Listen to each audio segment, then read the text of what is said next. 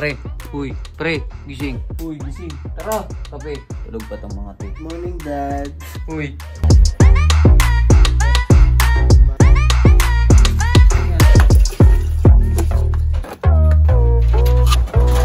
Pabili. Kopi ko ate, twin pack. Thank you.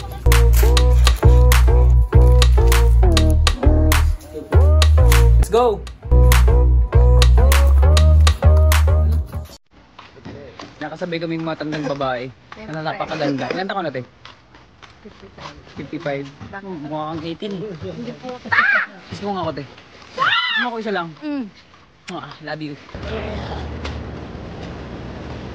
Alam ko ilan-ilan sa mga followers ko na nagtataka bakit nagbago ako ng content. Siguro nasanay lang kayo na puro kalokohan yung ginagawa ko or puro katatawanan lang. Anyway guys, gusto ko ipaglalala sa inyo itong dalawang kaibigan ko, si Yoshi at si Gabriel. So ito yung madalas nyo na makikita sa daily vlog ko. Galing sila ng Bicol at pumunta sila ng Manila para makipagsapalaran at para patupad na rin ang mga pangarap nila. Katulad ko, nangangarap. Pero isa lang naman yung pangarap ko. At ikaw yun. Anyway guys, ma-share ko nga pala, napakahirap talaga maging isang content creator, lalong-lalo na paggagawa ka ng content. Lalong-lalo na sa pag-e-edit at pag-voice over na katulad ng ginagawa ko.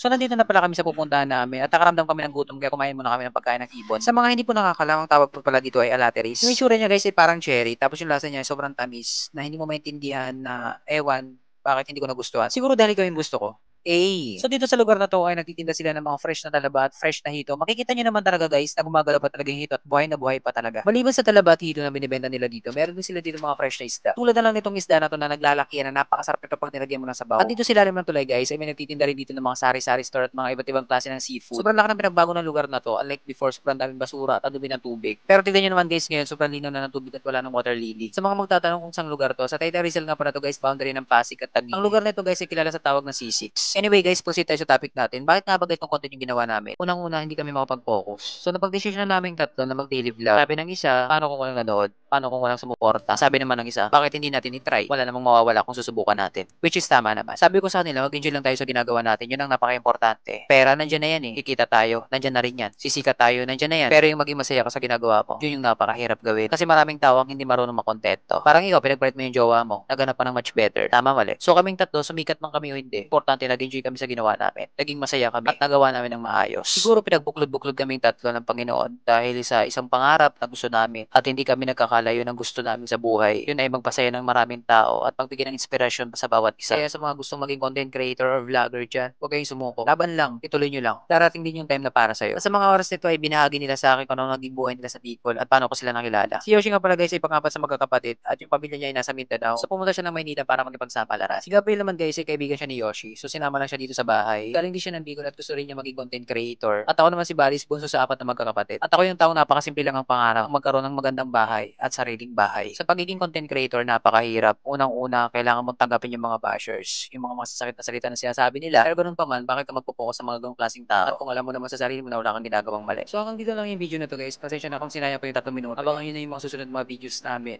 At maraming salamat sa suporta.